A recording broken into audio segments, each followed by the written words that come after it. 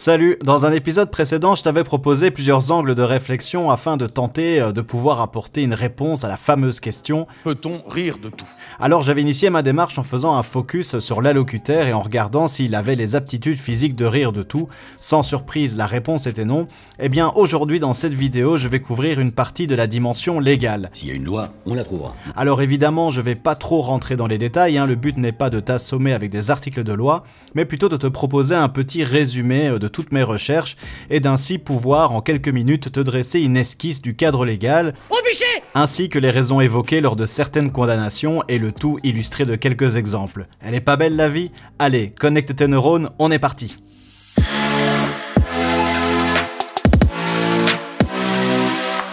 Bon, déjà on va commencer par une bonne nouvelle.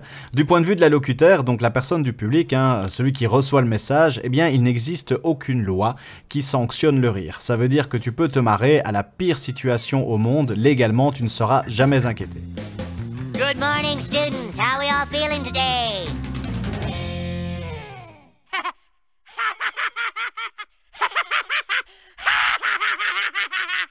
Maintenant, du point de vue du locuteur et dans notre cas, de l'humoriste, eh bien, ça se complique. La permission accordée à l'humoriste, elle est directement liée au cadre légal qui existe autour de la notion de la liberté d'expression.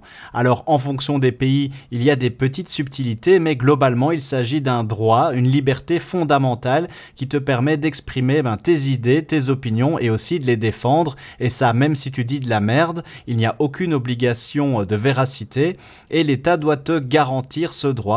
Le fait de pouvoir exprimer tes idées, même si elles vont se heurter à la sensibilité de certains. Il est donc censé te protéger. Du coup, lorsque tu entendras qu'une représentation a été annulée ou plutôt interdite car il y avait des risques de troubles à l'ordre public, il ne s'agit pas là d'une sanction de l'artiste, mais plutôt d'un aveu des autorités qui déclarent qu'elles ne sont pas en mesure de dresser un périmètre de sécurité suffisant pour assurer la sécurité de l'artiste et de son public. Alors le cas échéant, on pourra quand même douter de l'honnêteté de la démarche, ou alors tout simplement des skills en management des autorités compétentes. Alors, avant de rentrer dans les limites de l'usage du droit à la liberté d'expression, il est bon de garder en tête que bien que cela concerne tout le monde, c'est surtout appliqué aux propos qui ont une dimension publique, qui sont audibles aux oreilles de tous. Alors, quelles sont ces limites? Eh bien, il y a encore évidemment des petites subtilités en fonction des pays, mais grosso modo, on peut les mettre dans deux catégories. Première catégorie, les propos qui peuvent être assimilés à une injure, une diffamation ou une calomnie. Seconde catégorie, les propos qui peuvent être assimilés à une incitation à la discrimination ou à la haine. Toutes les poursuites et les condamnations qui concernent des humoristes, évidemment dans le cadre de leur métier si je puis dire, tombent dans 99% des cas dans une de ces deux catégories-là. Concernant les sanctions, il s'agira pour la plupart du temps d'amendes et dans de très rares cas de peine de prison. Elles dépendront évidemment des propos, du contenu, de l'intention du locuteur, mais également du mode de diffusion. Si l'humoriste est sur scène, sans retransmission publique de son spectacle, il s'agira donc d'une représentation privée. Ces propos ne seront donc pas audibles aux oreilles de tous, et donc le magistrat sera plus clément. En effet, quand tu vas voir un spectacle, il y a une sorte de contrat tacite entre le public et l'artiste, ce qui implique que l'intégralité des propos devront être perçus à travers le prisme de l'humour, ce qui ne sera pas toujours le cas, par exemple, sur un plateau télé. Ils peuvent donc a priori tout dire, sauf injurier, diffamer, calomnier ou inciter à la discrimination et à la haine. Alors ça peut paraître clair et simple, mais tu vas voir, quand on va rentrer dans les nuances, ce n'est pas si évident et c'est souvent sujet à interprétation. Prenons la première catégorie, à savoir injure, diffamation et calomnie. Tout d'abord, une petite révision des définitions juridiques s'impose, et après je vais t'illustrer ça avec des exemples. Prenons d'abord l'injure. L'injure, c'est une parole ou geste offensant, sans imputation d'un fait précis, adressé délibérément à une personne ou un groupe, dans le but de la blesser moralement en cherchant atteinte à son honneur ou à sa dignité, ou à l'exposer au mépris du public. Éric Zemmour, comment tu vas, gros fils de p***?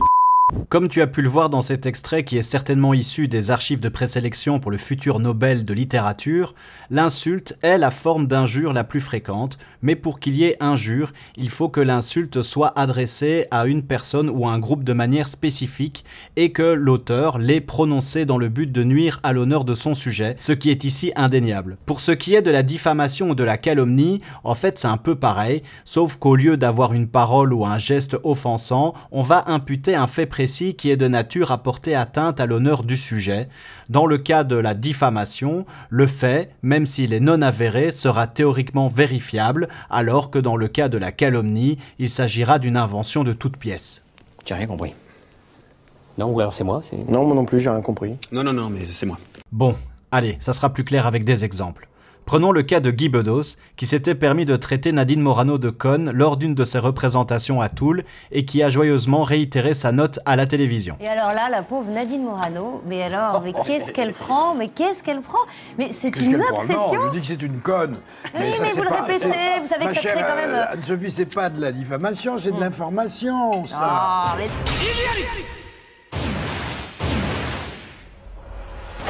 Enfin Guy, ici c'est ni de la diffamation ni de l'information. Une insulte, dans le droit, c'est un élément constituant d'une injure. Cependant, le tribunal correctionnel a jugé que c'était sciemment exagéré, que c'était sorti de son contexte, que c'était pour faire rire, et que ça demeurait du registre classique de l'auteur, et donc il a été relaxé. Il existe également un autre moyen d'échapper à la condamnation, si tu arrives à prouver par exemple qu'il y avait eu des provocations antérieures, c'est ce qu'on appelle l'excuse de provocation. Par exemple, Booba et Karis auront du mal à se poursuivre l'un l'autre pour injure. Dans ce cas précis, l'humoriste bénéficie-t-il d'un traitement de faveur? Eh bien, ça dépend. Quand on regarde par exemple l'humoriste Élodie Pou qui a été condamnée pour injure parce qu'elle s'était permise d'assimiler le torero Thomas Joubert qui venait en plus de gravement se blesser, elle l'a assimilé à un connard à paillettes. Ou alors si on regarde... Frédéric Martin, qui a aussi été condamné parce que lors d'un sketch, mais alors vraiment douteux, il a nommé Grégory Le Marchal non pas par son prénom, mais par le nom de sa maladie. Et donc, on remarque bien, par exemple, dans ces deux cas-là, que l'exception humoristique n'est pas toujours retenue. Autre exemple, l'échange tendu entre Laurent Baffy et Jérémy Michalak. Vous avez l'habitude d'animer des dîners, vous l'avez fait pendant un an, c'était l'émission 17e sans ascenseur, sur Paris Première, mais on buvait plus qu'ici, il paraît. Oui, mais on s'est fait dénoncer par un petit con. C'est pas vrai. Sur le fait qu'on buvait et qu'on fumait. Ah d'accord, c'est ça. Et vous avez le... C'était qui? C'était un petit con qui est à cette table, qui aurait vendu du beurre aux Allemands sûrement. Tu as dénoncé quoi? C'est quoi cette blague? Et donc voilà. C'est quoi l'histoire? J'ai dénoncé qui à quoi? Je parle pas aux cons, ça les instruit. Alors ici, on a un très bel exemple d'injure et diffamation. Alors ici, le fait reproché, c'est que Jérémy l'a balancé. Alors c'est un fait qui est non avéré, on ne sait pas. Il est théoriquement vérifiable. Et d'ailleurs, s'il est vérifié, il y a ce qui s'appelle la vérité du fait diffamatoire. Et donc ça annule la plainte. Mais le gros problème avec ça, c'est qu'il faut prouver que c'est vrai. Et ça, c'est très compliqué. Surtout que généralement, on n'a pas toutes les informations pour prouver que les choses sont vraies parce qu'il faut le prouver juridiquement. Et en plus, si ça atteint à la vie privée ou si c'est par rapport à des faits prescrits, on ne peut pas utiliser ces informations-là pour prouver que c'est vrai. Si par contre, après, il se révèle que Laurent Baffy aurait inventé tout ça de toutes pièces, on ne parlera plus de diffamation mais de calomnie. Mais bon, ici, dans le cas présent, en plus c'est emballé d'injures et puis avec le ton que Laurent Baffy utilise, ça va être très compliqué de dire qu'il y avait une note humoristique derrière et donc évidemment, il a été condamné pour injure et diffamation. À présent, tu devrais mieux comprendre pourquoi ces trois termes sont souvent ensemble, les nuances étant très étroites et d'ailleurs pour le coup, c'est souvent un tir groupé, quand on porte plainte, c'est souvent pour les trois. Alors autant l'exemple de Laurent Baffy, évidemment il parlait de lui-même, on aurait pu difficilement voir une autre issue. On peut se poser la question pour Élodie Pou et pour Frédéric Martin, qui eux ont été condamnés alors que Guy Bedos a été acquitté. Pour tenter de comprendre, il faut revenir à la définition juridique de l'atteinte à l'honneur. L'atteinte à l'honneur, c'est la perception que la personne a de sa propre dignité, le fait ou non qu'elle soit respectée en tant qu'être humain. Alors évidemment, tu vas me dire, ça dépend des sensibilités des gens.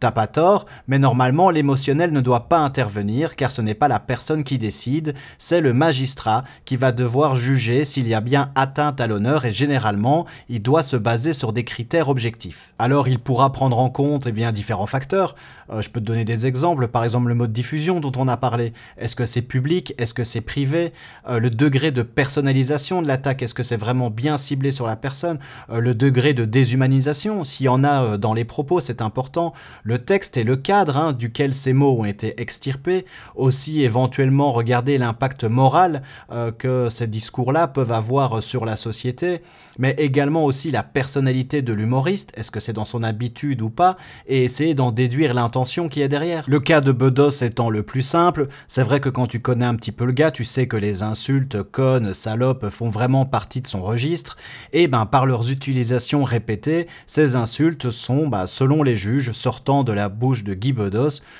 quand on les sort pas de leur contexte, ce ne sont que des artifices comiques qui sont complètement dépersonnalisés et donc dénués de toute intention de nuire. Dans le cas d'Élodie Pou, en plus de la diffusion publique initiale de cette blague, en tout cas de sa tirade, il faut regarder le texte qu'il y a autour. Et à partir de ce moment-là, on comprend mieux parce qu'au fait, elle n'a pas fait que le traiter de connard à paillettes. Thomas Joubert, il s'appelle ce con-là. Il a été blessé à Bayonne, il a fini en jambon, en cornet à la cuisse et blessé à l'artère fémorale. Bon appétit. Moi, quand je regarde une corrida, j'ai très envie que l'animal se mord le plus vite possible, comme ça on peut libérer le taureau, on ne sait jamais les appeler ces gens-là, torero, toréador, petit connard à paillettes. Alors certes, en fonction de nos convictions, on peut se dire que ce genre de discipline devrait être amené à disparaître, mais voilà, ici c'est pas du tout la question. En plus, c'est un héritage culturel d'une part importante de la population, et donc ici, il s'agit d'une attaque personnelle qui est liée à son métier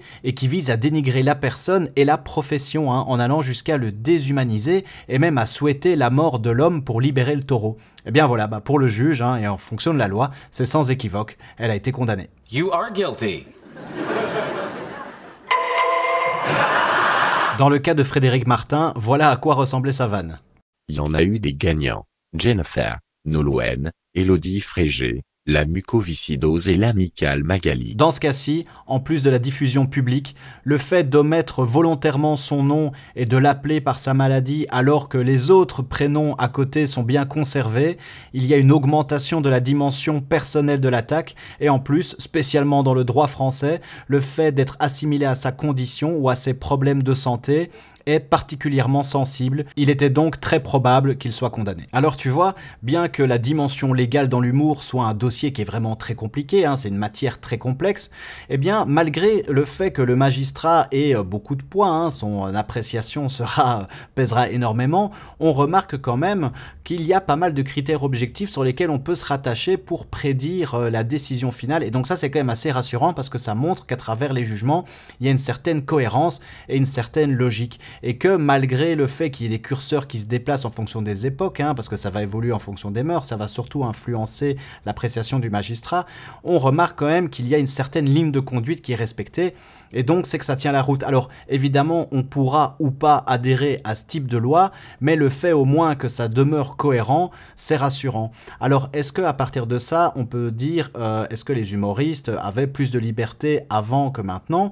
Eh bien, avant de pouvoir répondre à cette question, on doit absolument traiter la deuxième et dernière catégorie, qui est la catégorie qui est malheureusement la plus freestyle. Il y a beaucoup moins de cohérence dans celle-là. C'est la catégorie de l'incitation à la discrimination et à la haine. Mais ça sera le sujet d'une prochaine vidéo. Enfin, seulement si tu likes et si tu t'abonnes. Je la fais pas en dessous de 1000 abonnés. Allez, 215 et c'est bon. Alors, si t'avais pas vu la partie précédente, c'est là que ça se passe, où je parlais de l'aptitude physique de l'allocuteur, de rire de tout. C'est toujours intéressant, c'est un point de vue qui change. Si tu veux te changer les idées, il y a un spectacle humoristique là que j'ai fait dernièrement. Franchement, il faut le checker. Et puis sinon, si celui-là te plaît pas, va sur ma chaîne. Je parle de plein d'autres spectacles. Et voilà, le but est de te faire découvrir des trucs intéressants. Bon, allez, je te laisse. Tchuss, à la prochaine.